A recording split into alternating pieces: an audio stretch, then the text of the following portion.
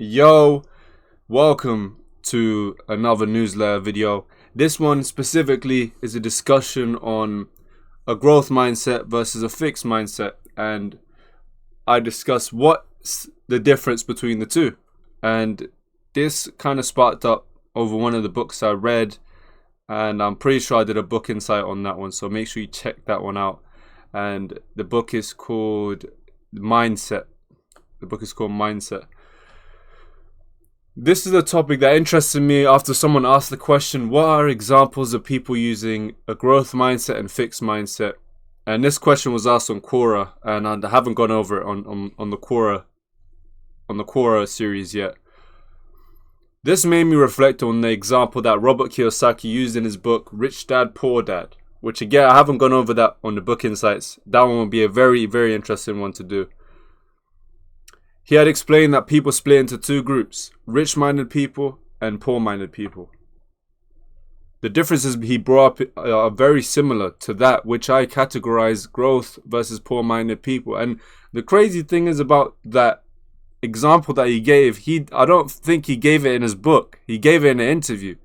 And for me, that was arguably the best best piece of information I'd ever seen him come up with. And I don't think it came from his book. So, you know, sometimes an author of a book can say something in an interview or conversation online, and that can spark up more inspiration in you than his actual book. Robert explains that poor-minded people tend to end their sentences with statements. For example, I can't do this. I can't make time for this. And I should just quit. These statements leave the door closed for a conversation and finding solutions. This shuts the mind's ability to problem solve and figure out how to progress forward. This is debilitating because you allow negative thoughts to overcome you and your results. And these two paragraphs I'm reading, or the next one I'm about to read as well, I brought this up in so many different occasions to people where they had asked me about how to kind of have a go-getter attitude and how to stop procrastination or this fixed attitude. And this specific description is a great way for me to separate the gap between people that want to get things and want to find answers and people that don't want to find anything. They don't want to find no answers. They're just happy with what is and they complain about what is.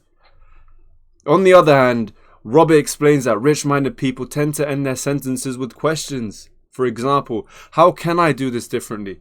How can I make time during the week to dedicate to my goals? And why should I keep going?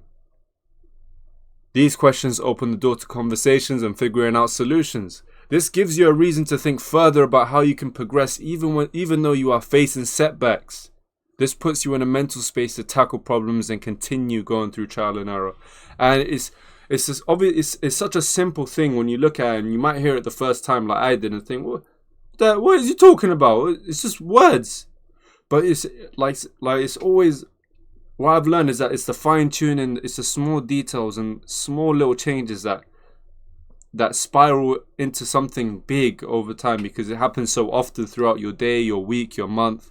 And this specifically is such a big gateway to finding that the gap between people that are high achievers and people that are not high achievers. And it's as simple as ending situations with questions rather than ending them with statements. Because like how it's said here, it closes your mind to, when you end things in statements and in such scenarios like that, it closes the door for your brain to come up with solutions. And if you're around people are not interested in finding a solution if there's no question involved. But if you ask questions, your mind will start to actively try find solutions. Because if you have 100 questions in your head, your brain's going to start wanting to find out answers. And if you're in an environment with other people are going to start looking for solutions because there's questions out there involved in the environment.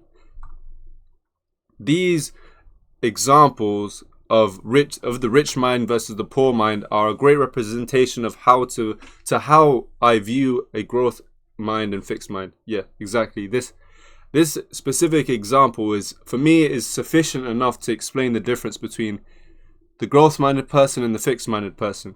or in this case, the rich mind and the poor mind, but not rich literally, rich in terms of how proactive they are, how accepting they are to growth, sort of rich. The growth-minded person asks himself and other people questions and constantly seeks answers, goes through trial and error, and does not give up on his goals. The fixed-minded person does not seek to ask questions after feeling resistance, fails to see the bigger picture, tries once and is finished if he fails, and has a negative outlook on his abilities and potential. 25 insights. No, I shouldn't read that bit. I hope you have enjoyed reading this post. Now you have an insight into my views on a growth and fixed mind. From here, you can learn more from other resources and try to integrate a growth mindset into your lifestyle. And I didn't mention here, which I should have mentioned, is to share your own insights on what kind of differences you see in a growth fixed mindset. You know, what have you seen from resources? Like, for example, I mentioned the book Mindset. What have you read online? What have you experienced in your life? And what are good examples that you can throw in there to kind of broaden all of our perspectives on this whole topic versus a growth and a fixed mind? Because there's so many books written on this topic and there's so much to cover. But I think the briefer it is, you can make it, package it for people to see. It can open that conversation, and then from there people can look into more detailed aspects of both sides of the story of the coin. But I think this Robert Kiyosaki explanation is which I turned it into an explanation, really is quite sufficient in opening that conversation for everyone to get involved in. So I hope everyone in the comments gets involved in something. Write about something you've seen in this video. Don't just sit there, write something, do something. And we will be back with this whole week has just been filled with newsletters. So next week I will do the book insights, get a little bit of the Reddit and the Quora, and who knows, maybe this weekend we don't know yet. If I feel in a good mood this week, so I might do that. And yeah, thank you for watching.